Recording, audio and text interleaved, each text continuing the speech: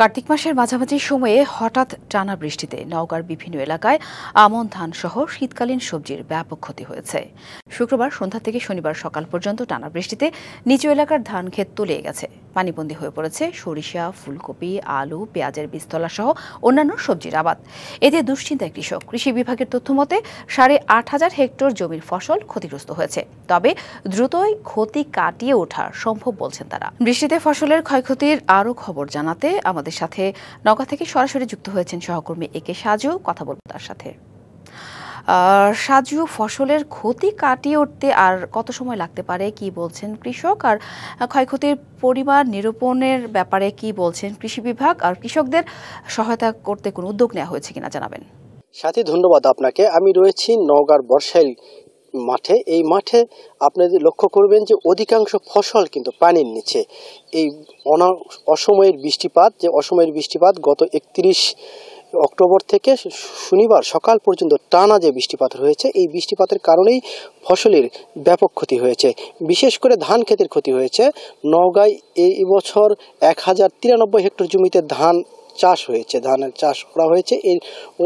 কৃষি বিভাগ বলছেন যে সব মিলিয়ে 8,500 হেক্টর জমির ফসল নষ্ট হয়েছে, কিন্তু কৃষক বা আমরা লক্ষ্য করছি যে এর সংখ্যা বা এই ক্ষতির পরিমাণ আরও বৃদ্ধি পেয়েছে।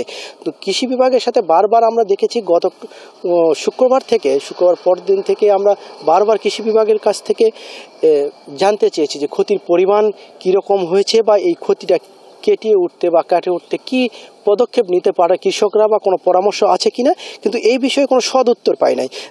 4 গুণ শক্তিশালী এনজাইম ও অধিক ফেনা সমৃদ্ধ অরিক সিলভার ওয়াশ মাত্র 70 টাকায়। গত 2 দিন বলতেই পারে না যে কি পরিমাণ ক্ষতি হয়েছে কৃষকের ফসল।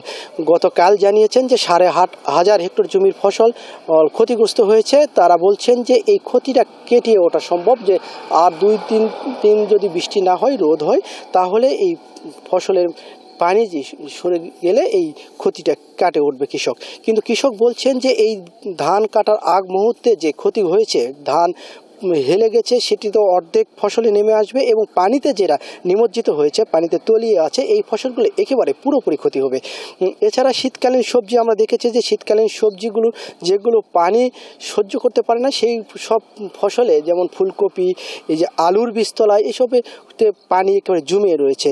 আর এই পানি জমে থাকার কারণে কৃষক বলছেন যে এটি পুরোপুরি নষ্ট হবে এবং আবার নতুন করে এই ফসল চাষ করতে হবে। আর এই কারণেই কৃষকরা একটা বড় লোকসান হচ্ছে। আপনি যেমনটি বলছিলেন যে ক্ষতিগ্রস্ত কৃষকদের সহায়তা দেওয়া হবে কিনা, কিন্তু এ বিষয়ে এখন পর্যন্ত কৃষি বিভাগ আমাদের তথ্য জানাতে পারে নাই যে আসলে সহযোগিতা করা হবে কিনা বা কি পরিমাণ সহযোগিতা করা হবে, এই তথ্য এখনো দিতে পারে নাই।